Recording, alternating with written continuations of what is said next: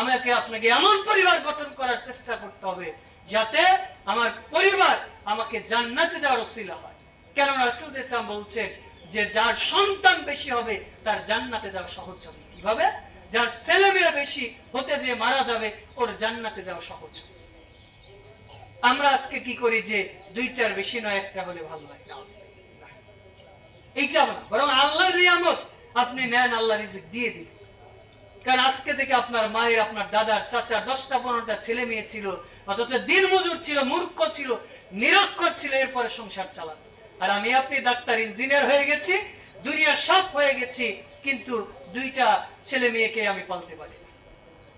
ছেলে মেয়ের জন্য যে ব্যয় করছি এটাও হচ্ছে ইবাদত, তবে অপচয় বা অপব্যয় করা যাবে না। যে ব্যয়টা করব, সন্তানাদিকে একাধিকবার আমি বলেছি যে সন্তানদেরকে কষ্টও শিখাতে হবে, যেটা আমি আমার আব্বার কাছে দেখেছি যে কষ্ট কি জিনিস সেটা যদিও তার সামর্থ্য আছে এরপর আমাদের বুঝাতে চাইতেন।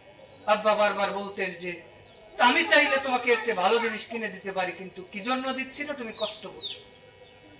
এই জন্য আপনারা যারা আছেন, আমরা তো সন্তানদের অনেক ভালোবাসি, ভালোবাসারই কথা, ভালোবাসতেই হবে, কিন্তু যাতে আপনার সন্তানকে এমন ভালো না বাসেন যাতে সে ওই ভালোবাসার কারণে সে দুনিয়া কি জিনিস এইটা যাতে ভুলে না যায়, দিন কি জিনিস এইটা যাতে ভুলে না যায়, এইটা আপনাকে করতে হবে।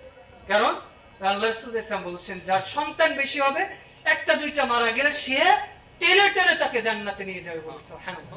কারণ আপনার সন্তান 5টা হয়েছে, 2টা মারা যেতেই পারে, রাসূল ইসলাম বলছেন তার মাতা পিতাকে কাপড় টেনে জান্নাতে নিয়ে যাবে।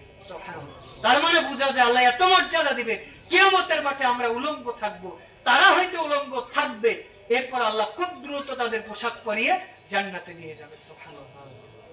এই জন্য সন্তানকে নিয়ামত মনে করে, সন্তানকে আল্লাহর দেওয়ার আমানত মনে করে। যদি তাই মনে না করতেন তাহলে ইব্রাহিম আলাইহিস সালাম তার সন্তানকে এত ভালোবাসতেন না।